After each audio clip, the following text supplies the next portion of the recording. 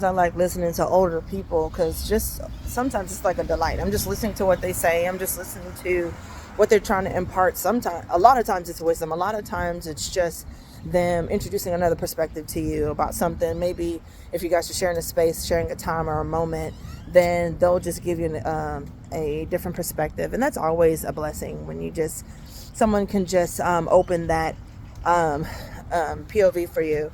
However, I'm at a store. I'm just a security guard. There's a lot of older Caucasian people here in the Southlake that are frequenting the store, and she was just commenting about how sometimes there's people that come in here, and the customers will tap on her shoulder while she's literally in the presence of another customer, and she was just like, it's just entitlement, and I was just like, well, do you actually say something? And she's just like, no. And then I'll say, well, I said I can say something, and then I can just say, hey, your kid's running around. They definitely need to be cautioned. And she said, well, a lot of times I'll have where customers are trying to, I'll speak to them very nicely, but then they will say, oh, you shouldn't have said anything to me at all. Me being corrected is an offense, and it does cause a discomfort in me. And so a lot of times customers will be bothered with even just that, regardless if their kids are running around and they're doing the scanning before they leave the store. And so that was the actual issue that we were discussing. And she leans over and she's just like, instead of her kids run around like a bunch of wild ass Indians, and she covered her mouth when she was saying the ASS word. And I'm just like, oh, a lot of times we encourage people by not discouraging them at the moment in the time, so that they can understand that, hey, this particular element that you're contributing to this environment is not good. And so I have to remove that later with some water, and then remove the spit I just put on my eye.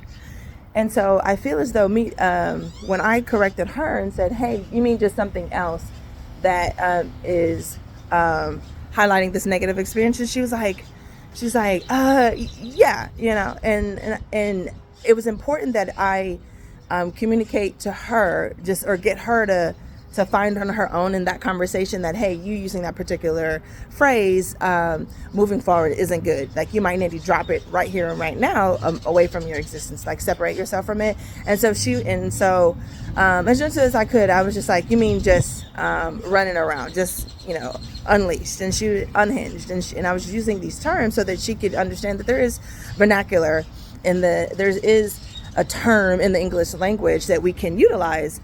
And so using a group of people to then as a form to express that frustration, or to assign them as negative or whatever, that's just so archaic and it's ignorant. And so if we don't say something, then we also encourage that ignorance to just like keep going. And so in my own sense, if I didn't mention that to her, like, hey, make sure you say something to those kind of customers that come into the store, which was also being relived in this moment as she's explaining this, I also felt compelled to be able to comment to her, hey, I need to say something about you using that particular phrase, wild ass Indians, when you see a group of kids or any kind of disturbance, and just label it as wild ass Indians. That's it. Stop. And so I achieved what I'm trying to. I don't want to say I appreciate it. I think it's premature. I might want to go visit it. It happened only just a moment ago. I don't know why I feel like I'm an avenger, and I need to make sure that moving forward, this particular woman that has expressed this, used this expression in my presence, I need to make sure that I think, yeah, I'm gonna still stay on it. I'm gonna still stay on it. Lady.